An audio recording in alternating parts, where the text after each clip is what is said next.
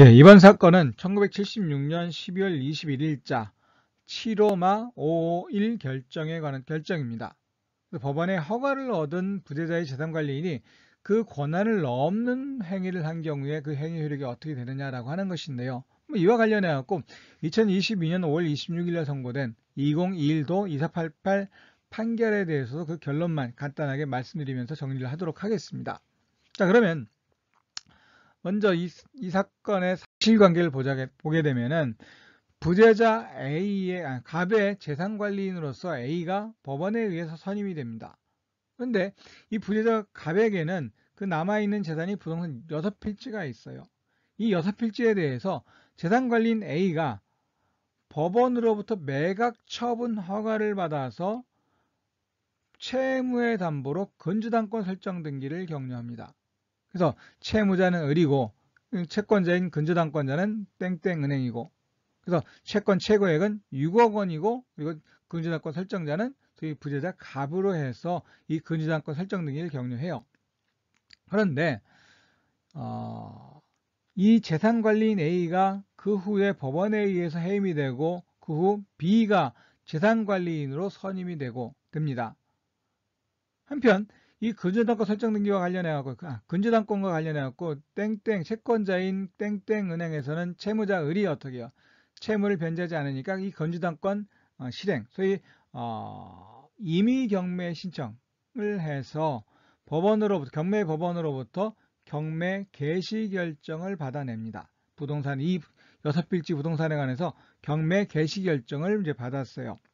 그런데 재산관리인 B는 무슨 소리냐? 근저당권 설정 행위는 비록 법원의 매각 처분 허가를 받았다 할지라도 그 채무자 을은 전혀 부재자 갑과 아무런 관계가 없다.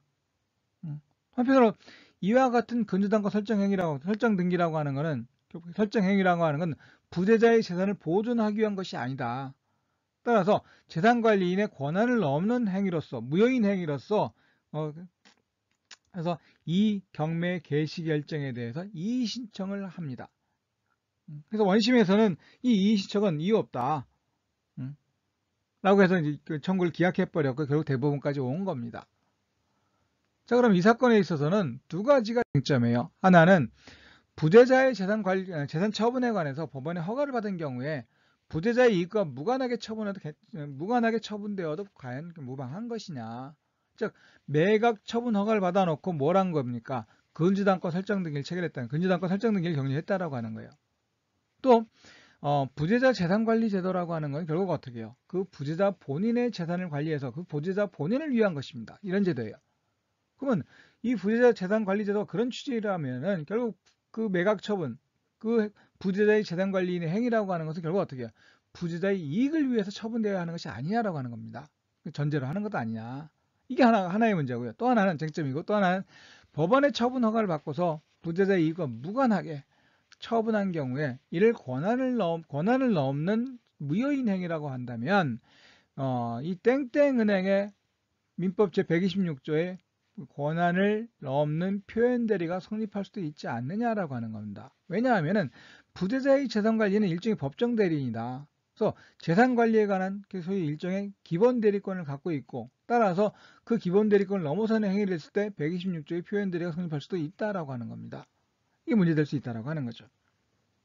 그러면 대법원은 이에 관해서 뭐라고 이야기를 했느냐라고 하는 것인데요.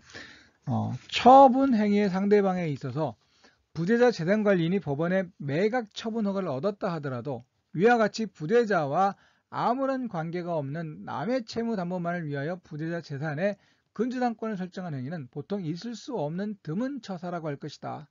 그렇죠. 부재자와 아무런 관계가 없는 남의 채무를 담보하기 위해서 부재자의 재산에 근저당권 설정하는 것은 보통 일반적으로 있을 수가 없는 일이라고 하는 겁니다. 또 통상의 경우 객관적으로 그 행위가 부재자를 위한 처분 행위로서 당연하다고는 경험칙상 쉽사리 볼 수 없는 처사라고 할 것이므로, 이건 무슨 얘기예요? 부재자를 위한 처분 행위로 볼 수 없다, 이런 얘기입니다.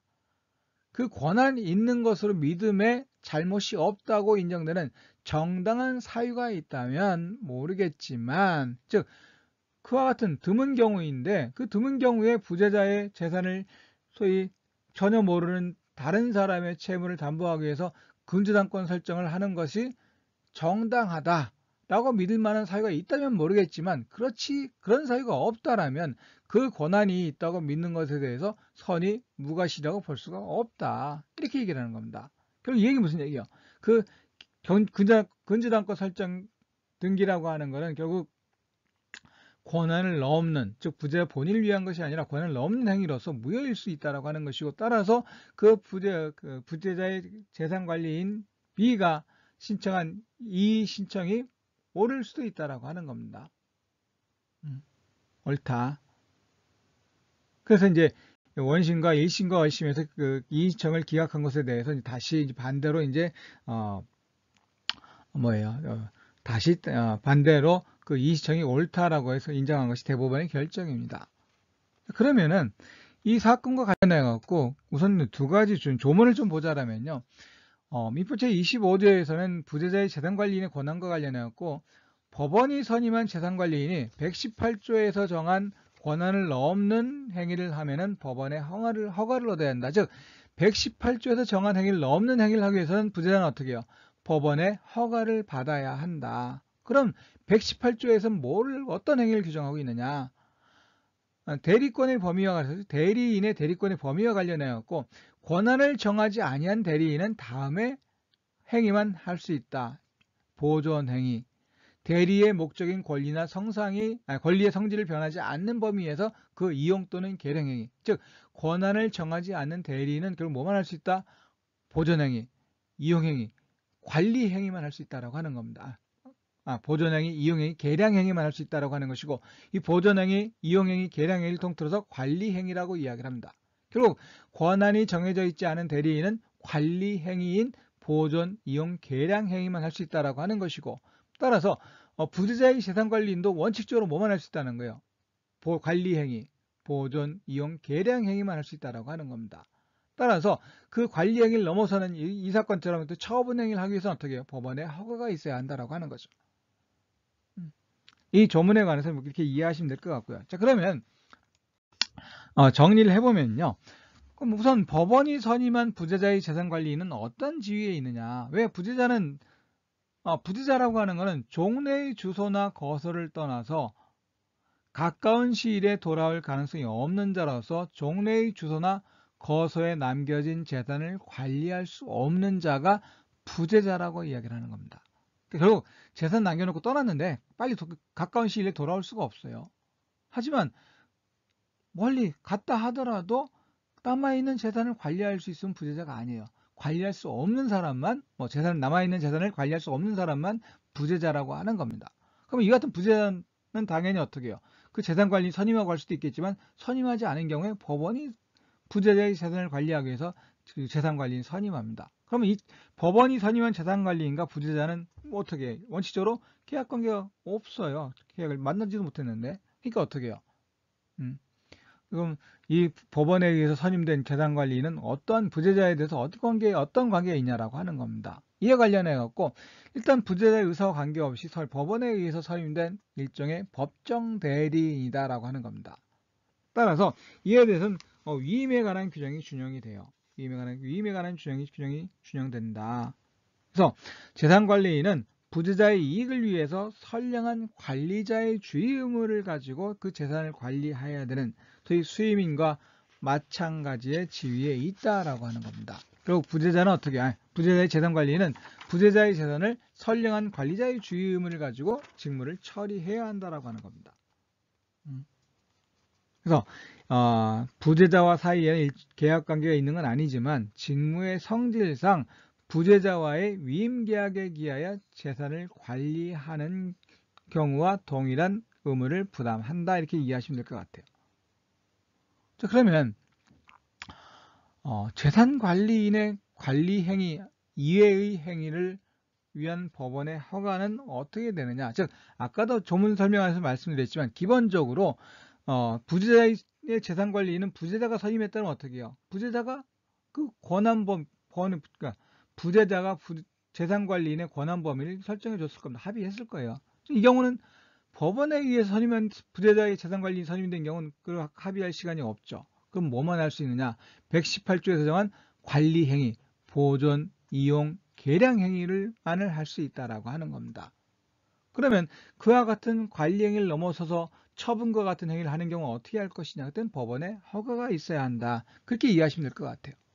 그러면 법원의 허가, 이 사건처럼 법원의 매각 처분 허가만 있으면 그 재산관리는 다른 어떤 행위들 아무거나 할 수 있느냐? 그건 아니다라고 하는 겁니다. 할 수 있냐? 그건 아니다. 결국 부재자의 재산관리 제도, 그러니까 부재자의 재산관리인 제도를 둔 취지는 부재자가 종래의 주소나 것을 떠나서 재산을 관리할 수 없으니까 그 부재자의 이익을 위해서 재산을 유지하기 위해서 어떻게 한다는 거죠? 재산을 관리하는 겁니다. 결국 부재자 본인의 이익을 위해서 이 부재자 재산 관리 제도가 있다라고 하는 것이고, 따라서 부재자 본인을 위해서 재산을 관리해야 한다라고 하는 겁니다.